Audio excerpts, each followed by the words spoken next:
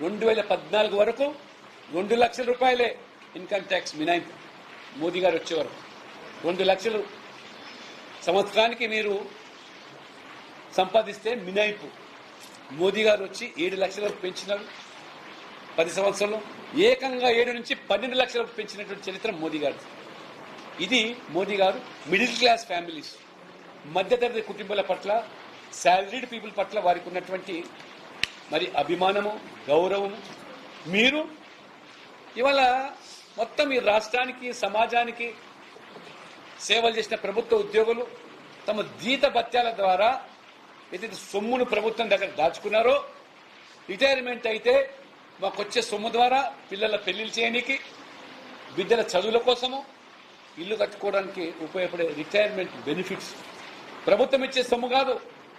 మా ఉద్యోగులు కష్టపడి కష్టార్జితం జీతాల నుంచి కట్ అయినటువంటి ప్రావిడెంట్ ఫండ్, గ్రాట్యుటీ ఇవన్నీ కొన్ని లక్షల రూపాయలు ఇవాళ రావాల్సి ఉంటే చెప్పులు అరిగిపోతున్నాయి.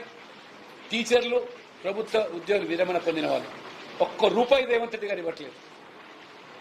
నువ్వేమో బ్రహ్మాండమైనటువంటి 6 గ్యారెంటీలని హామీలు ఇచ్చి 1/2 గ్యారెంటీ కూడా అమలు చేయకుండా ఏ రకంగా మోసం చేసి దగా చేశావో ఈ వర్గాలను ఏ రకంగా మీరు మోసం చేస్తారు.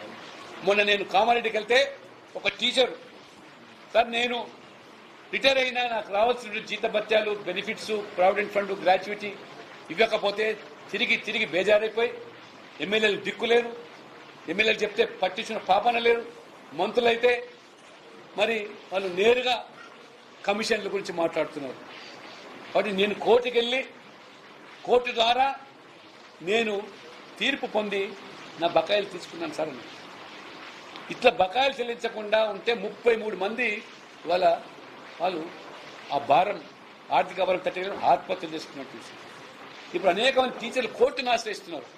అంటే ఇవాళ రేవంత్ రెడ్డి గారు ఇవాళ కోర్టు ద్వారా మొట్టికాయలు ఇస్తే కానీ ఈ ప్రభుత్వం చెల్లించదనే పరిస్థితి